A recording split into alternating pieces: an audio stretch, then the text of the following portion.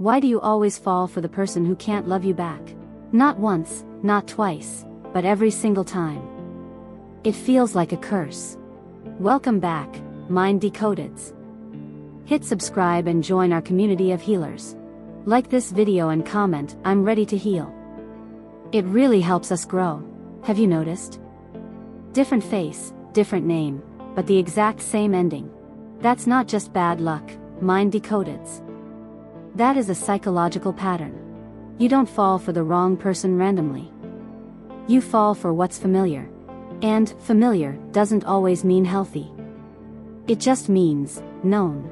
But here's the part no one talks about. Your brain is a time machine.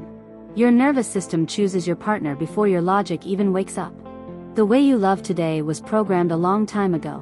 It was about how attention was given, and how it was taken away. Stay with me, because this next part changes everything.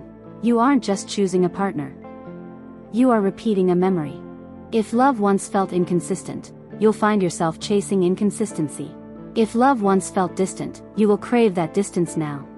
And this is where it gets scary.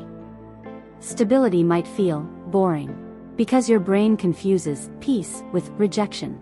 You don't attract the wrong person. You are drawn to what matches you. This is called your attachment style. And it's the blueprint of your heart.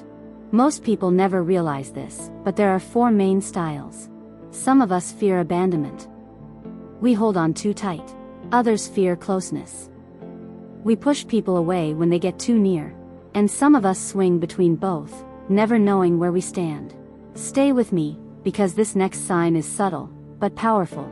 You think you're being helpful, but you might be overgiving. You overthink every text. You overstay in every bad situation. But here's the truth that changes everything. You aren't unlucky in love, Mind Decodeds. You are just predictable. And once you see the pattern, you finally have the power to change it. Imagine choosing a love that actually makes you feel safe. Imagine not having to earn a text back or a second of their time. But wait, this is where most people get stuck. You think that spark is chemistry. But sometimes, it's just anxiety. Real chemistry is a slow burn, not a wildfire that consumes you. Stay with me, we are almost at the breakthrough. In our next video, I'm breaking down the anxious attachment trap. You'll finally understand why you overgive and why you overstay.